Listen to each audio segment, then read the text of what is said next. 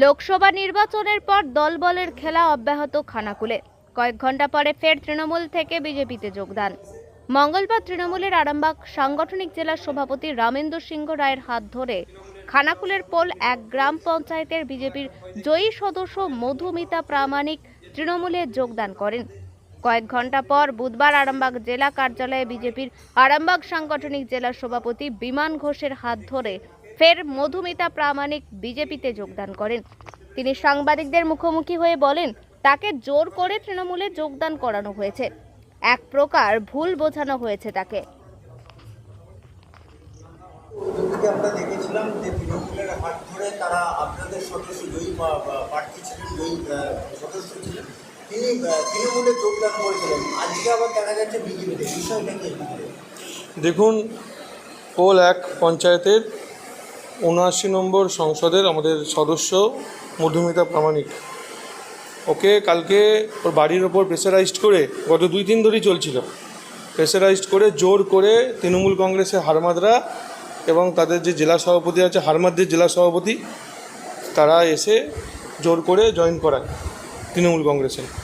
তো আমার জীবনের প্রথম যবে থেকে রাজনীতি করতে শুরু করেছে বিজেপিটাই করে। তো কোনোদিনও এভাবে হয়? কোনোদিনও এর আগে তো ওদের মুখ পড়েছে অনেকবার, তবু লজ্জা নেই। এদের লজ্জা পাওয়া উচিত যারা এসব করছে। আরামবাগ সাব ডিভিশনে ভারতীয় জনতা পার্টি লোকসভা নির্বাচনে যেমন ফলাফল বিধানসভায় ছিল সেরকমই আছে। প্রত্যেক নেতাগুলো তার যে যার বুথে হেরেছে, তা সত্ত্বেও এদের কোনো লজ্জা নেই, কোনো শরম নেই।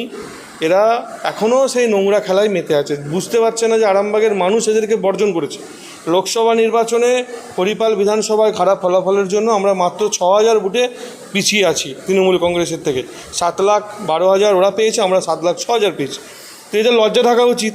এরা এখনও লজ্জা নেই, এরা এখনও সেই রাজনীতি করে যাচ্ছে।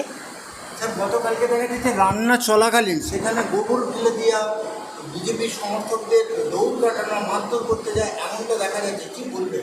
শুনুন, রান্না করা খাবারে যদি কিছু বর্জ্য জিনিসকে দেওয়া হয়, যারা করে এই কাজটা তারা মানুষের পর্যায়ে পড়ে না। এগুলো কোনো জন্তু জানোয়ার যদি করে ঠিক আছে, এরা মানুষের পর্যায়ে পড়ে না। যাদের মানবিকতা জন্তু জানোয়ার সুলভ, তারা এই কাজটা করে। তাই করেছে, ওরা নিজেদের পরিচয় নিজেরা দিয়ে দিয়েছে সাধারণ মানুষের কাছে। সরকারের চাল কার চাল? সরকারটা কার? পাবলিকের। তো পাবলিকের চালে যদি কেউ রান্না করে খায় তাহলে বিক্রি করা বলে?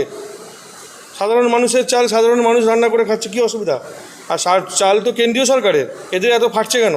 এরপর দেখা যাচ্ছে একের পর এক কর্মীদের আপনাদের মারধর করছে, দৌড় করছে, দলীয়ভাবে তার আপনারা কি ব্যবস্থা নিচ্ছেন? দেখুন, প্রত্যেক কর্মীর পাশে আছে, আপনারা লক্ষ্য করছেন। আমি যাচ্ছি জায়গায় জায়গায়, যেখানে যেখানে সমস্যা হচ্ছে সেখানে গিয়ে তাদের সাথে কথা বলছি এবং মিনিমাইজ করার চেষ্টা করছি। আমার এখানে 150-এরও বেশি কার্যকর্তা ঘর ছাড়া অবস্থায় ছিল। আজকের ডেটে দাঁড়িয়ে আছে 10 থেকে 11 জন। আস্তে আস্তে আমরা বাড়িতে পাঠাচ্ছি এবং সাধারণ জীবনযাপনে সব ফিরছে। আবার সংগঠনের কাজে আমরা মন দেবো। দেখা যাচ্ছে গতকালকে আপনি বিজেপিতে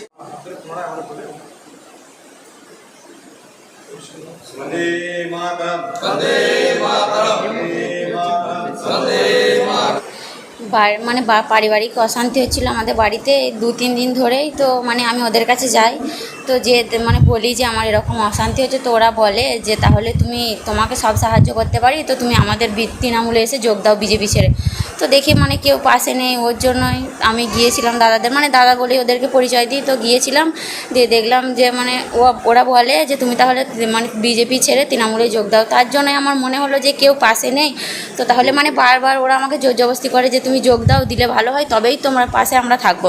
তার জন্যই মানে আমি বলি যে আমার অসুবিধা আছে এখন। তো ওরা প্রায় ফোন টোন করে বলে যে না, যোগ দিলে তাহলে তোমাকে কোনো সাহায্য করব না। ঠিক আছে, দেখছি আমার কিছু করার নেই, তাই আমি ওদের মানে জোর জবরদস্তিতেই যোগ দিয়েছিলাম। তো আমি বিজেপিকে ভালোবাসি, আবার আমি বিজেপিতে ফিরে আসতে চাই। আমি চাইবো যে দাদারা সবাই আমার পাশে থাকুক, এটাই। আর এটুকুই বলার, আর কিছু বলি। হ্যাঁ, চাপ সৃষ্টি করেছিল বলেই আমি জয়েন দিয়েছিলাম, কিন্তু আমি বিজেপিকে ভালোবাসি, বিজেপিতেই থাকতে চাই। না, আর চলে যাব না, এভাবেই পাশে থাকবো। আমি চাই যে দাদারা সবাই মিলে আমার পাশে থাক, তাহলেই। মধুমিতা প্রামাণিক, পোল 1 অঞ্চলের 79 বুথের মেম্বার।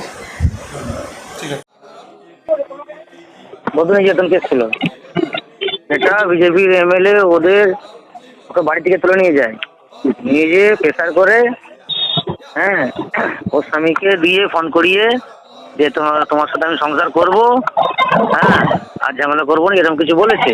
বলার পরে যে তুমি ফিরে এসো, বিজেপির এমএলএ এই নোংরামিটা করছে। ও তো কিছু হয়ে যায়, টাইমে দুর্গা পানিকে বানিয়ে যাবে। অসংখ্য ধন্যবাদ দাদা আপনাকে, অসংখ্য ধন্যবাদ। হ্যাঁ, ভালো করে খবরটা নিয়ে দেখুন না, 498 কেস ছিল।